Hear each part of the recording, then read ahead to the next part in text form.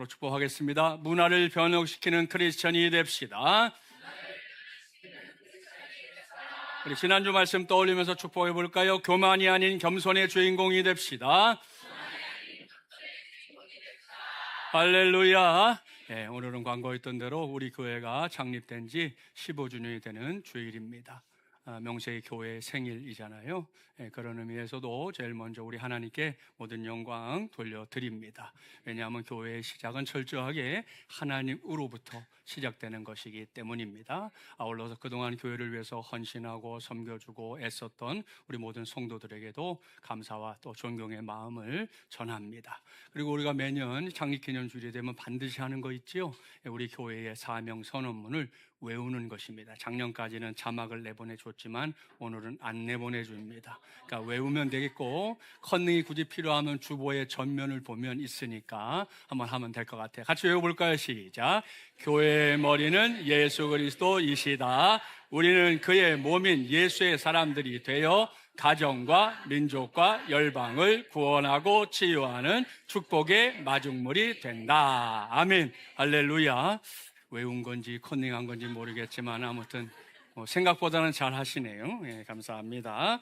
자, 이것이 지난 2011년부터 시작해서 오늘까지 또 우리 주님이 오시는 그날까지 우리 교회가 이 땅에서 감당해야 할 사명입니다. 이 사명이라는 거는 수시로 바뀌는 게 아니잖아요. 끝까지 이루기까지 붙잡고 가야 될 것이기 때문에 이 귀한 사명을 감당하는 일들을 위해서 우리가 오늘 이게 다시 한번 더 힘을 모으고 또 믿음을 모으고 함께 뜻을 모아가는 우리 마중물이라는 가족들이 되기를 주님의 이름으로 축복합니다. 자, 이렇게 의미 있고 복된 주일인데 오늘은 그리스도와 문화 네 번째 시간입니다. 오늘은 우리 악에게 지지 않고 손으로 악을 이기기라고 하는 제목으로 하나님의 말씀을 전하도록 하겠습니다.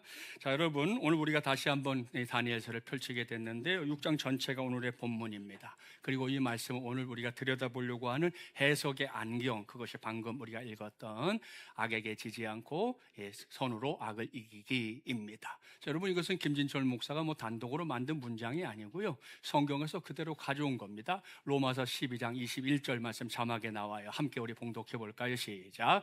악에게 지지 말고 손으로 악을 이기라. 아멘. 자, 잘 읽었는데요, 이게 쉬운 일입니까? 안 쉬운 일입니까? 안 쉬운 일이에요. 안 쉬운 일이에요.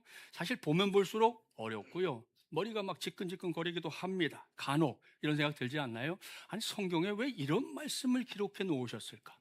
도대체 나보고 어쩌라는 거야? 아니, 도대체 이 상황에서 내가 뭘 하라고 이런 말씀을 주시는 거야? 이렇게 되묻게 될 때가 왕왕 있습니다. 왜냐하면 사실 우리에겐 이것보다 더 쉬운 게 있거든요. 그게 뭐냐 하면 눈에는 눈, 이에는 이겁니다. 세상의 식으로 말하면 복수라는 거잖아요. 내가 당한 만큼 돌려주는 거, 내가 억울했던 것만큼 상대방에게 그걸 다 돌려주는 거, 할 수만 있다면 좀 더 얹어가지고 좀 더 얹어서 그걸로 그냥 안갚음을 하는 거, 그게 복수 아닙니까? 가끔 우리가 TV나 혹은 영화의 주제로도 자주 등장하게 되는데요, 그런 것들을 보면서 사람들이 공통적으로 느끼는 거 있잖아요. 와, 사이다 같다. 너무 시원하다. 정말 내 마음을 대변해 주는 것 같아서 그렇게 표현할 때가 있는 게 사실입니다. 예수 믿는 우리라고 해서 예외는 아니거든요. 이 톨이라고 하는 4살 된 아이, 여자아이의 이야기를 들은 적이 있는데, 이 아이는 아버지, 어머니, 오빠와 이렇게 아주 행복하고 단란하게 살았어요. 늘 부모님들 또 오빠에게 주변 사람 사랑받는 아이였고요, 또 신앙생활 하는 친구였기 때문에 교회 가면 또 성도들이 사랑해주는, 우리 여기 미니찬이 비롯해서 오늘 우리 아이들, 아까 나왔던 아이들 모두 마찬가지잖아요. 우리 주아도 오늘 환영해, 잘 왔어. 이렇게 다 우리가 환영하고 축복해주는 아이들 아니면 그런 아이들이었어요. 근데 어느 날 아버지가 오빠에게 자전거를 새로 사준 거예요. 그냥 오빠가 또 좀 되게 친절한 친구였나 봐요. 자기 동생을 꼭 태워가지고 이렇게 동네를 태워 다니는 걸 또 좋아했습니다. 그러면 토리는 좋아가지고 행복하고, 오빠가 오늘도 나 자전거 태워서 자랑도 하고 그러면서 이제 여러 날을 지났는데, 또다시 어느 날 뒷마당에 세워놨던 이 자전거가 도둑을 맞게 된 거예요. 그러니까 가족들도 별로 마음이 안 좋았겠죠. 근데 가장 마음이 아프고 속상했던 건 톨이었어요.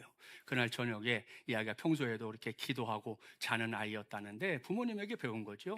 이 아이가 기도를 시작하는데 이렇게 기도했습니다. 하나님 감사합니다. 우리 아빠, 엄마, 우리 오빠 같은 사람들을 우리에게 주셔서 감사해요. 그리고 제가 이 모든 사람들이 정말 행복했으면 좋겠어요. 이렇게 기도를 했다는 거예요. 거기까지 기도한 걸 보면 참 기특하잖아요. 근데 이 아이가 마지막에 한마디 보탰습니다. 뭐라고 보탰느냐? 자전거 도둑은 빼고요. 모두가 다 행복하고 축복하기를 원했는데 자전거 도둑은 빼고요. 여러분 어떤지 모르겠지만 저는 이 아이의 기도를 이렇게 들으면서 두 가지 생각하게 됐어요. 일단은 이 아이의 기도가 뭐 100% 이해됐다는 거예요. 우리가 그런 입장이면 그런 마음 안 들겠어요? 또 하나의 마음은 뭐냐? 그래도 기왕에 모든 사람을 축복하는 건데 조금 더 인심을 썼으면 또 어땠을까? 이런 생각도 함께 하게 됐습니다. 사랑하는 여러분, 여기서 우리가 인정하지 않을 수 없는 명백한 사실이 있잖아요. 그건 우리가 사는 이 세상에 악이 있다 이겁니다. 악의 모양도 뭐 천차만별이잖아요. 보기에 따라서는 이거는 악이 아닌 것 같은데 그런 악도 있고요. 누가 봐도 명백하고 야 저건 정말 말도 안 되는 악이다 이렇게 말할 수 있는 것들도 있죠. 우리가 뭐 매스컴을 통해서 뭐 요즘은 유튜브 같은 걸 통해서도 그런 것들 많이 접하게 되는데요. 자, 마음 같아서는 우리가 어떻게 이걸 대할 것인가 하는 게 문제인데 거기에 대해서 뭐 복수극에 나오는 주인공처럼 그렇게 하고 싶을 때도 있고요. 아니면 토리처럼 뭐 소심한 마음으로 복수할 수도 있을 건데요.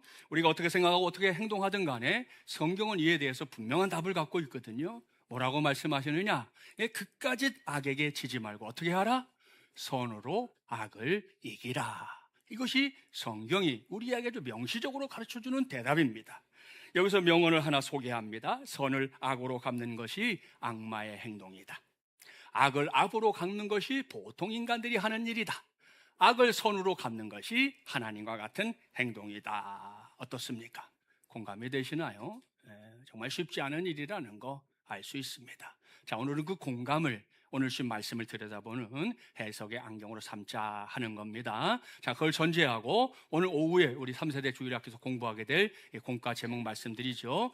원수가 포효할 때입니다. 또 이번 주간 가족 주제는 반대 속에서도 신신함을 유지하기예요. 자, 대지 1번 여러분 읽어보겠습니다. 시작.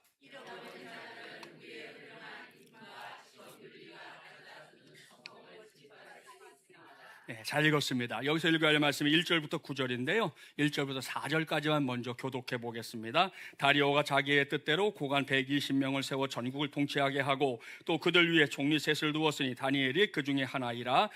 여러분 읽겠습니다. 2절 죄송합니다. 시작.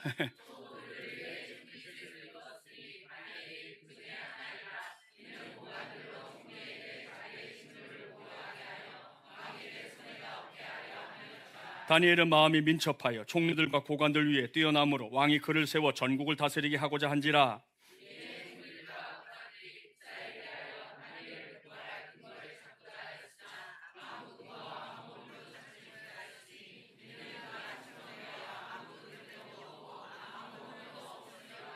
아멘. 자, 지난주에 우리가 벨사살 왕을 끝으로 신바벨론 제국이 망하게 됐다는 거 확인했습니다.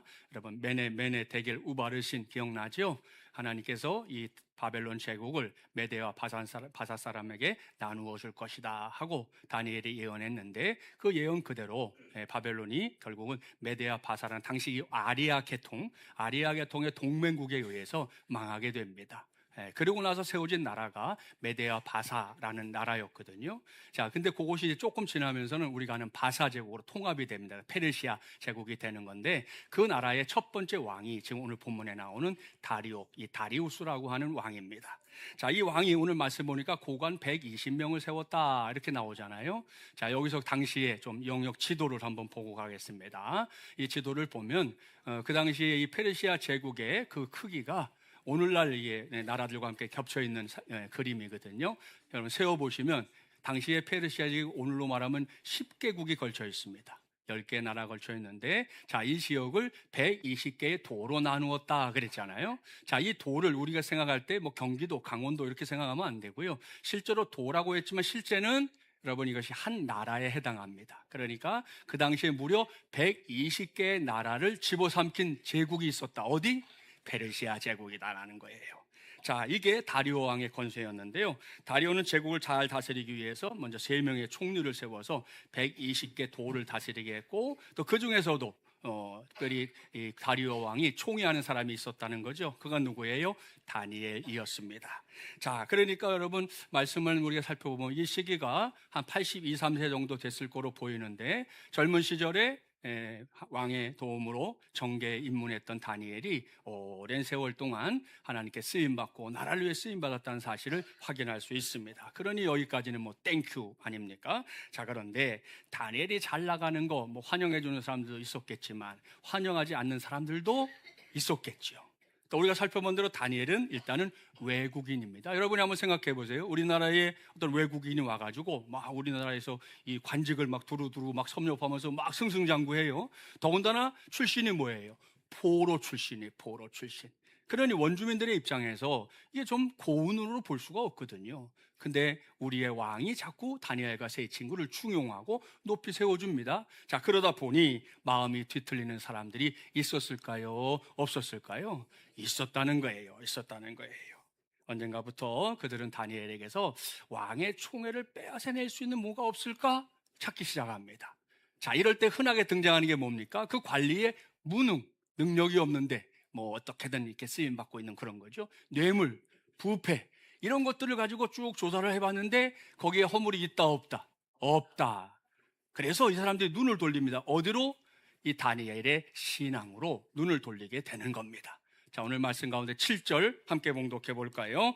나라의 모든 총리와 지사와 총독과 법관과 관원이 의논하고 왕에게 한 법률을 세우며 한 금령을 정하실 것을 구하나이다. 왕이여, 그것은 곧 이제부터 30일 동안에 누구든지 왕 외에 어떤 신에게나 사람에게 무엇을 구하면 사자굴에 던져놓기로 한 것이니이다. 아멘. 여러분 나중에 말씀을 보겠지만 다니엘을 적대시하는 사람들 가운데 이 다니엘이 어떤 종류의 신앙을 갖고 있었나 이걸 파악한 사람들이 있었다는 거예요. 그래서 이 사람들이 지금 함정을 쫙 펴고 있는 거거든요. 예나 지금이나 뭐 이렇게 간신에 해당한 사람들 목소리도 좀 다르죠. 이렇게 말하는 거죠. 전하, 전하, 저희가 아주 좋은 법을 만들어 왔습니다. 이제 막 나라가 세워지고 있지 않습니까? 요 시간 동안 딱 30일만 이 제국에 있는 모든 사람들이 사람이 됐든 신이 됐든 누구에게도 구하지 못하게 하고 오로지 왕에게만 구하는 금령을 만들어 주시옵소서. 그러면 왕의 권위가 온 천하에 드러나게 될 것입니다. 전하, 그랬다는 거죠. 뭔지 아시겠죠? 그럴싸하잖아요. 여러분 이게 다리오 왕의 입장에서 보면 손해볼 일이 아니잖아요. 득이 되면 득이 됐지. 그래서 주저하지 않고 도장을 꽉 찍어줍니다. 자, 여기서 대지 1번 다시금 우리 떠올려야 합니다. 잃어버린 자들은 우리의 훌륭한 인품과 직업 윤리가 가져다 주는 성공을 질투할 수 있습니다. 이건 말입니다. 무슨 말씀인가? 우리가 주님 앞에서 제자답게 신실하고 충성스럽게 살면 세상이 반드시 반응한다.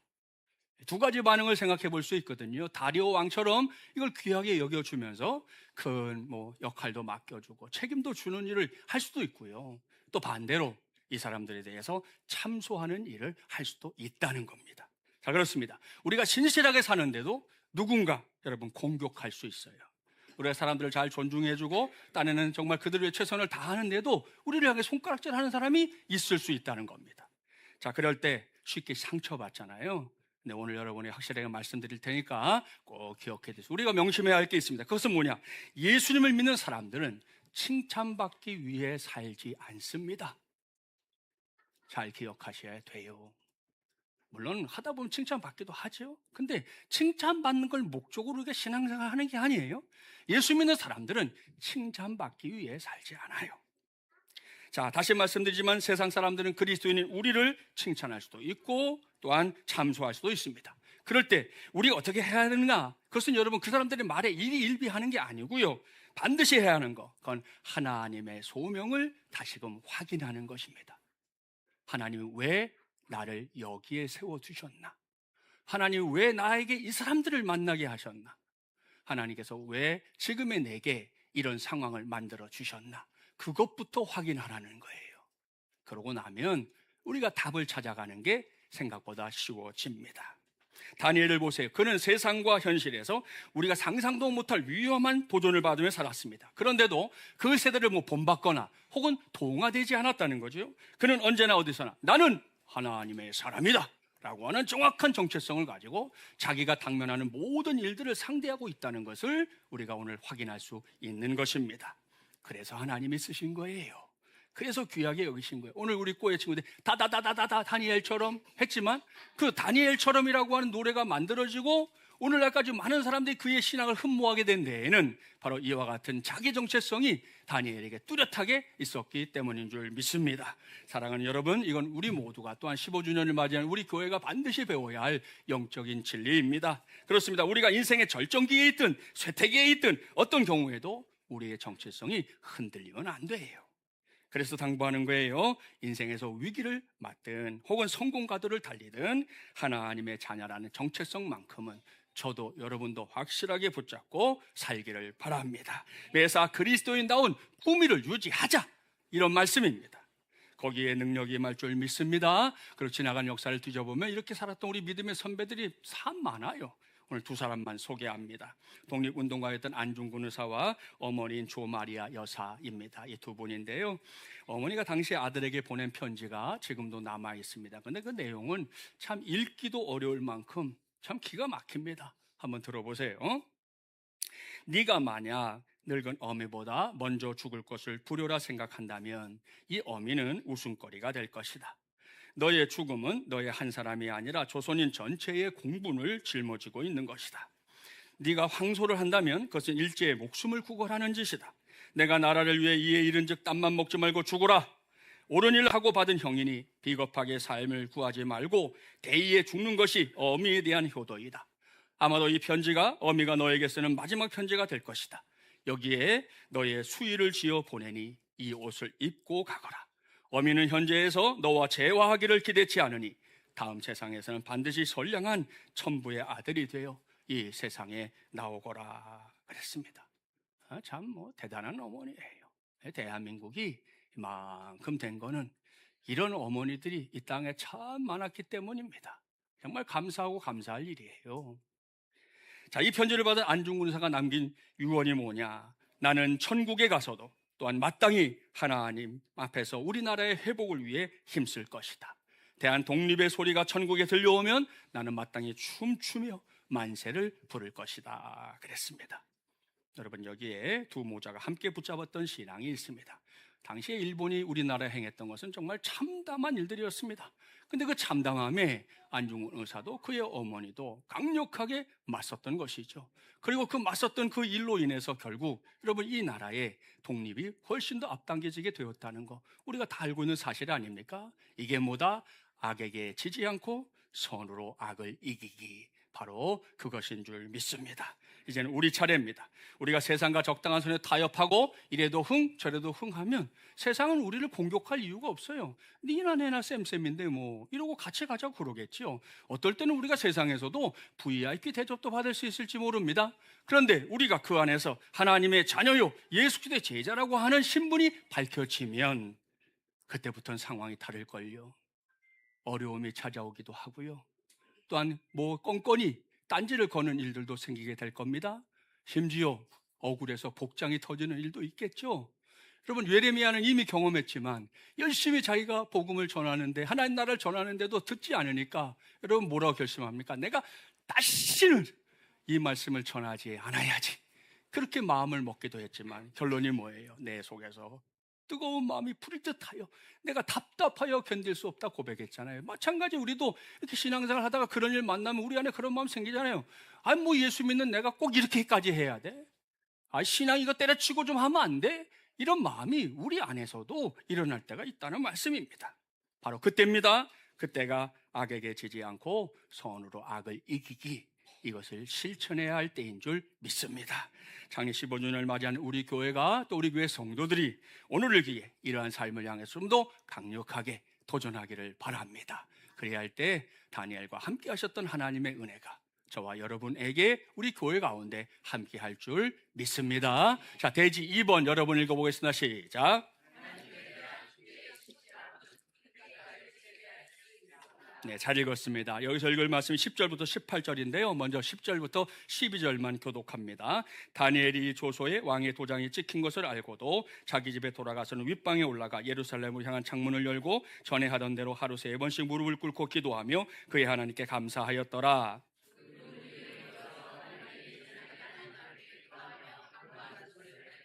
함께요. 이에 그들이 나아가서 왕의 금령에 관하여 왕께 아뢰되 왕이여, 왕이 이미 금령에 왕의 도장을 찍어서 이제부터 30일 동안에는 누구든지 왕 외에 어떤 신에게나 사람에게 구하면 사자굴에 던져놓기로 하지 아니하였나이까 하니 왕이 대답하여 이르되 이 일이 확실하니 메대와 바사에 고치지 못하는 규례니라 하는지라. 아멘. 여러분, 무슨 일이 일어나고 있는지 알 수 있죠? 이 말씀을 보면 다니엘은 매우 훌륭한 사람이거나 아니면 바보, 멍청이거나 둘 중에 하나입니다. 예? 자, 당시에 다니엘은 총리였잖아요. 자, 총리 중에서 3명의 총리 중에서도 탑이었어요. 자, 그러면 지금 왕이 자기의 왕권을 강화하기 위해서 중요한 금령을 내렸다는 거 알까요? 모를까요? 알지요. 모를 리가 없습니다. 게다가 이 금령을 어기면 사자굴에 던져져서 사자의 밥이 된다는 거 모를 리가 없습니다. 자, 그런데도 그가 전에 하던 그대로 자기 방에서 예루살렘을 향해 열려있는 창문 앞에서 하루에 3번씩 무릎 꿇어 기도했다 그랬습니다. 이게 뭔지 아시죠? 우리 지난 8월 첫 주일에 말씀을 나누기 시작하면서 이것이 다니엘이 어렸을 때부터 부모에게서 배운 신앙의 좋은 습관이었다 말씀드렸습니다. 자, 그 습관이 지금 나이가 얼만큼 됐다고 그랬어요? 아까 80이 넘었다고 그랬잖아요. 어려서 가졌던 습관이 80이 넘어서까지 이어지고 있으니 참 놀라운 일 아닙니까? 문제는 이것 때문에 다니엘이 훌륭한 사람이냐 바보 멍청이냐 이것을 나눠야 될 시기에 직면하게 됐다는 거예요. 우리는 답을 알고 있죠. 그는 전자에 속한 사람입니다. 훌륭한 믿음의 사람 틀림없습니다. 곧 다니엘의 대적들이 그 뒤에서 벌이는 일을 보면 우리가 알 수 있잖아요. 자, 이들이 다니엘이 그걸 하고 있다는 걸 알고 득달같이 왕을 찾아갑니다. 그리고는 말하잖아요. 왕이시여, 아니 30일 동안 왕 외에는 누구에게도 구하지 말라고 그랬는데 다니엘 그놈이 자기의 신에게 구하고 있습니다. 어서 그를 처벌하여 주시옵소서. 근데 그 당시에 다리오가 이 다니엘을 총애했다 그랬잖아요. 그래서 어떻게든 살려주고 싶어서 안달을 했습니다. 그런데도 신하들이 아시죠? 우리나라도 옛날 조선시대에 통촉하여 주시옵소서. 맨날 뭘 그렇게 통촉해 그렇게. 그렇게 해갖고 왕의 뜻을 꺾었던 게 얼마나 많습니까? 왕이 하겠다 그러는데도 통촉하여 주시. 차라리 죽여주시옵소서. 뭐 이러니까 어떻게 해요? 그걸 들어줄 수밖에 없지. 더군다나 자기가 내놓은 금령 아닙니까? 그래서 다니엘을 사자굴에 던지게 됩니다. 그런 걸 말씀 보니까 분명히 왕이 다니엘을 아끼긴 한 게 그러고 나서 집에 돌아가서 식음을 전폐했어요.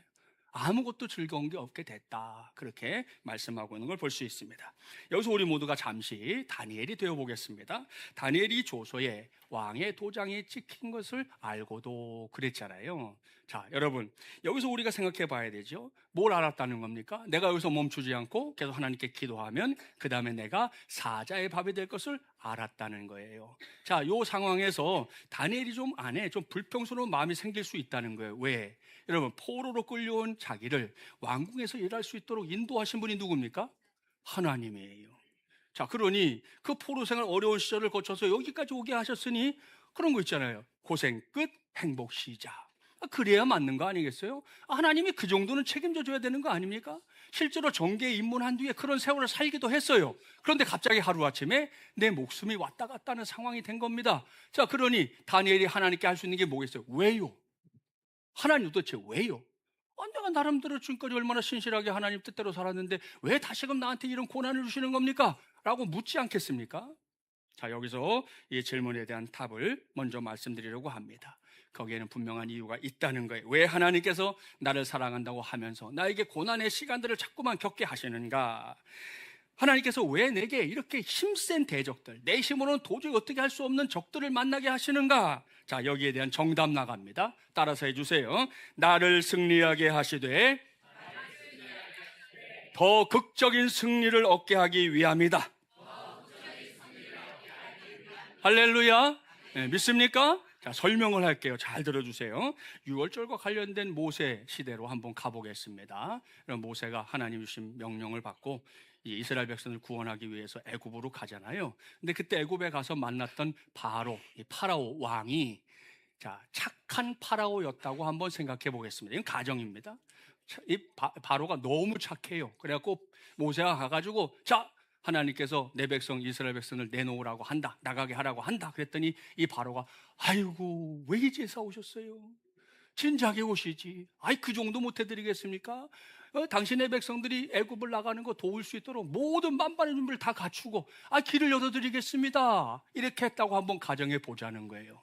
그러면 그 이후에 출애굽의 역사가 우리가 지금 알고 있는 그런 역사가 일어날 수 있었을까요? 극적인 역사? 이런 건 기대할 수도 없고 뭐 복잡할 것도 별로 없을 거예요. 자, 아무튼 출애굽하는 시점에 일어난 일이 뭔지 아시죠? 자, 유월절이라고 하는 절기를 정하게 됐는데 그런 절기도 아마 제정할 필요가 없었을 겁니다. 설사 제정되었다 한들 그저 한두 해 정도 지키다가 흐지부지 되고 말았을걸요. 자, 그런데 여기까지는 성경이 아닙니다. 그렇죠? 성경에 말하는 바로는 어떤 사람입니까? 아주 완악한 바로입니다. 그래서 모세가 와서 하나님의 말씀을 전하는데도 들어요, 안 들어요? 안 들어요. 그리고 모세가 한 번씩 제안할 때마다 이스라엘 백성들에게 핍박을 더해요, 덜해요? 더해요. 자꾸만 핍박을 하지 않습니까? 완악한 바로의 모습을 적나라하게 보여줍니다. 여러분, 그래서 10가지 재앙이 필요했던 거예요. 이 바로가 그렇게까지 완악하지 않고 그저 어느 정도인 사람이었다면 재앙도 2-3가지 정도에서 끝났을 거예요. 그랬겠죠. 2-3가지 하고는 못해, 안 되겠다 손 들었으면 그때 빠져나오면 되는 거잖아요. 근데 이놈의 바로는 갈 때까지 갔습니다. 끝까지 갔습니다. 그래서 10가지 재앙이 그에게 임할 수밖에 없었다. 게다가 완악한 바로 덕에 이스라엘 전체가 출애굽했다는 것도 우리가 알아야 합니다. 여러분, 이스라엘 백성들이 애굽에서 살았던 세월이 얼마예요? 430년. 자신 있게 말하세요. 네? 얘기할 때는 430년. 자, 우리 430년 그러면 감이 잘 안 오죠? 설명해 드릴게요. 우리나라 역사로 말하면 조선시대 광해군 아시죠? 광해군 시절부터 오늘까지입니다. 그게 430년이에요. 여러분, 그렇게 긴 세월 동안 애굽에서 살았어요. 비록 노예살이긴 했지만 그 땅의 문화가 익숙해졌을까요? 안 익숙해졌을까요? 익숙해졌지. 내 옷처럼 처음에는 그 옷이 불편했겠죠. 힘들었겠죠. 근데 세월이 100년, 200년, 300년, 400년 흐르니까 이제는 그냥 내 옷이 됐어요. 여러분, 이스라엘 백성들이 출애굽한 다음에 종종 하나님을 향해서나 모세를 향해서 했던 불만이 뭡니까? 왜 우리를 애굽에서 빠져나오게 해서 이 광야에서 개죽음을 당하게 하냐? 우리는 애굽으로 가고 싶다. 거기가 다시 살고 싶다. 왜? 거기 가면 그래도 먹을 거리도 있고 집도 있고 좀 살 수 있는 게 있는데 왜 우리를 끄집어내서 여기서 죽게 만드냐? 그런 불평을 했던 이유 거기에 있는 거예요. 자, 그런 상황에서 모세가 갑시다 그런다고 예 하고 따라갈까요? 예? 그럴 리가 없는 거예요. 그런데 요 지점에서 바로가 아주 중요한 몫을 하잖아요. 그렇게 이 사람들이 익숙했던 애굽을 막 치를 떨게 만든 사람 누굽니까? 바로입니다. 여기에 사는 것 자체에 치를 떨게 만들어. 여기 있으니까 너무 힘들어. 더 사람답지 못하게 됐어. 도대체 내가 여기서 사는 게 무슨 의미가 있어? 이런 생각을 했기 때문에 모세가 갑시다. 그럴 때 너도 나도 짐을 싸고 갔던 거고요. 성경을 보면 심지어 이스라엘 백성들 말고 당시에 노예살이를 했던 중다한 잡족들이 함께 이 대열에 동참하게 됐다라고 말씀하고 있습니다. 그러니 여러분, 바로의 역할 대단히 중요하죠. 우리가 살면서 완악한 바로와 같은 것들을 만나는 데에도 같은 이유입니다. 여러분, 그건 하나님의 심술이 아니에요. 그런 일을 만났다고 해서 하나님이 나를 버리셨나? 그건 착각이에요. 여러분, 그건 하나님의 심술도 하나님이 날 버리신 것도 아닙니다. 오히려 여러분, 그것은 이 바로를 내 인생에 허락하신 이유는 뭐라고요? 내 인생에 더 극적인 승리를 얻게 하기 위함인 줄 믿습니다. 자, 이걸 우리도 경험하는 거지만 사실 나쁜 환경은 우리가 쉽게 버리고 떠나기가 좋아요. 여기가 너무 좋으면 정말 세상 말로 이건 우리는 잘 안 쓰는 것 같지만 천국 같으면 떠나고 싶을까요? 안 떠나고 싶을까요? 안 떠나고 싶지. 그런 의미에서 때때로 우리의 삶에 어떤 어려움이 오는 것, 그런 상황에 놓이는 것은 사실 하나님이 그 자리를 우리를 위해서 떠나게 하시는 안전장치가 될 때도 왕왕 있다라는 거 꼭 기억해야 합니다. 그런 의미에서 이 시간 말씀드립니다. 기왕에 싸우려면 센 놈이 좋다. 예, 예, 싸우지 않을 거면 모르겠어요. 왜 웃는 건데? 공감이 돼서 웃는 거죠? 기왕에 싸울 거면 센 놈이 좋다는 거 잊지 마셔야 돼요.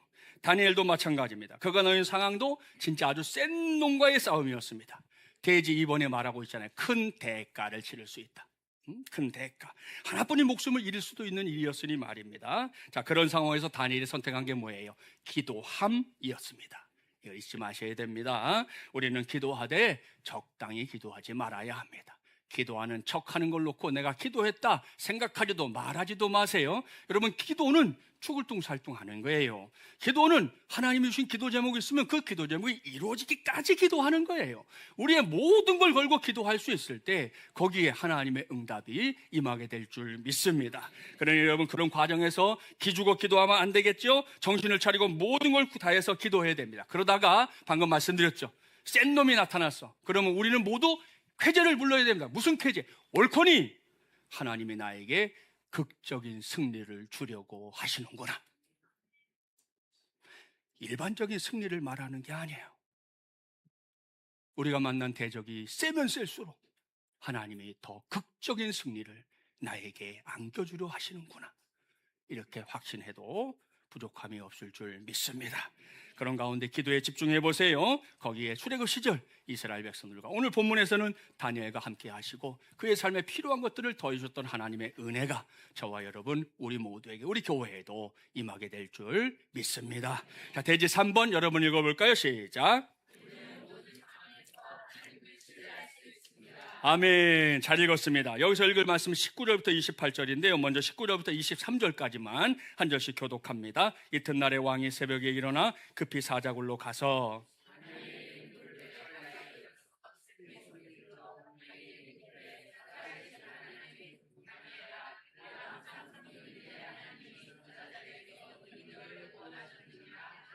다니엘이 왕에게 아뢰되 왕이여 원하건대 왕은 만수무강하옵소서.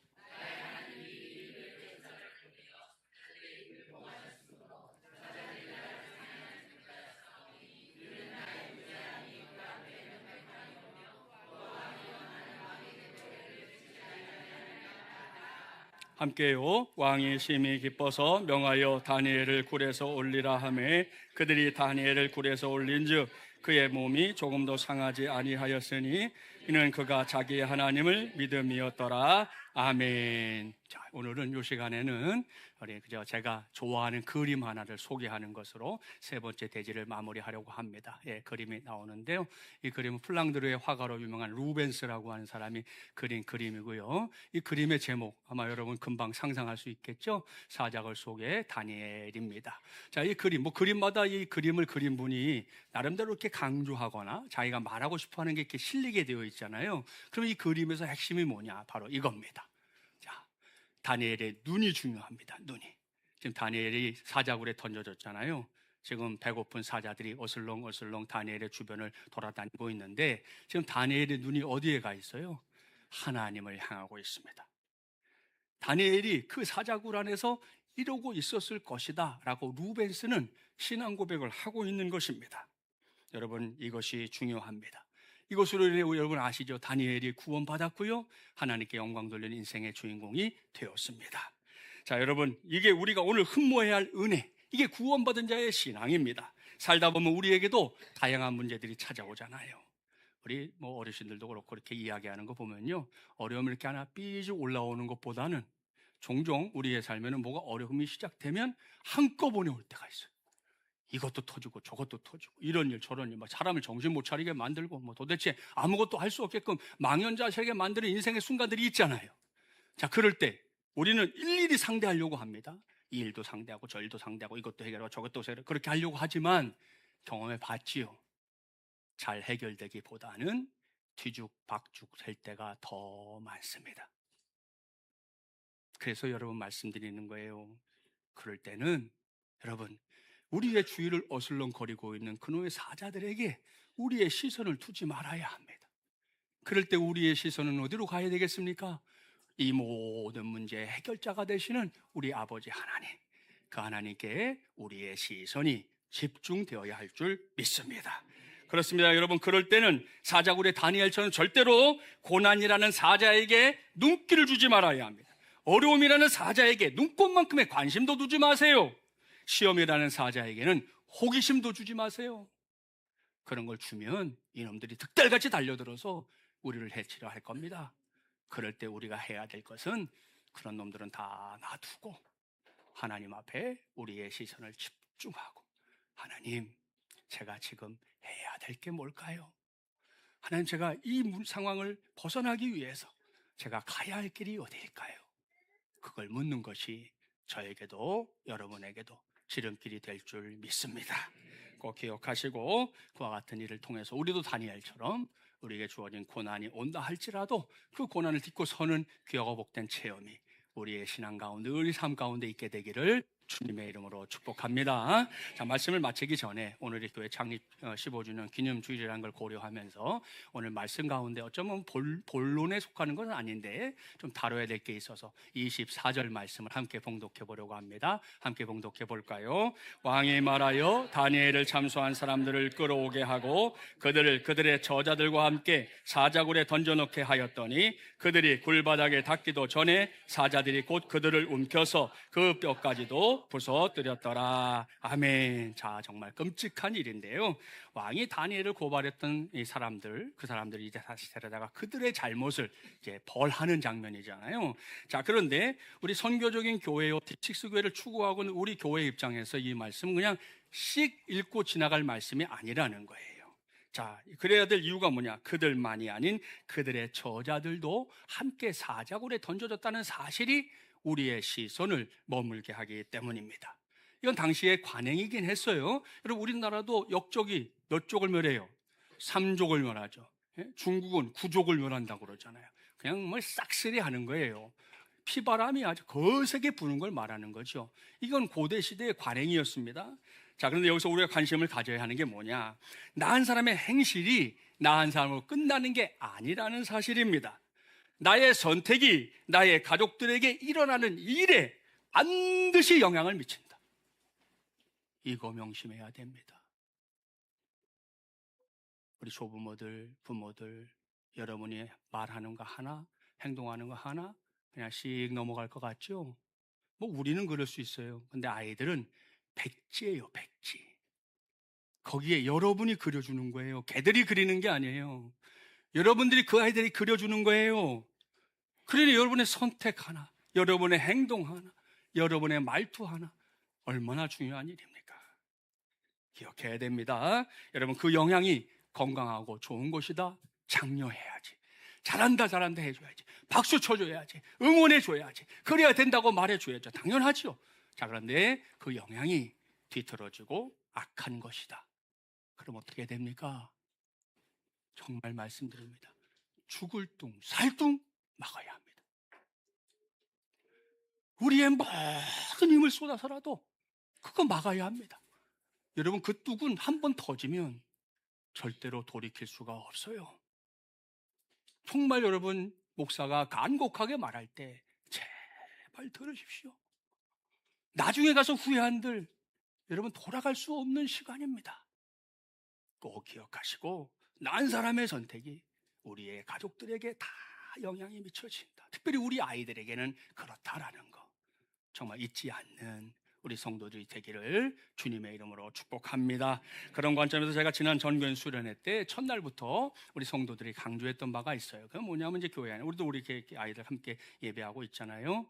우리 꼬예부터 여우수아까지 함께 다 모여 예배하는데, 교회 안에 와서 쟤는 내 새끼, 쟤는 남의 새끼, 그러면 된다 안 된다?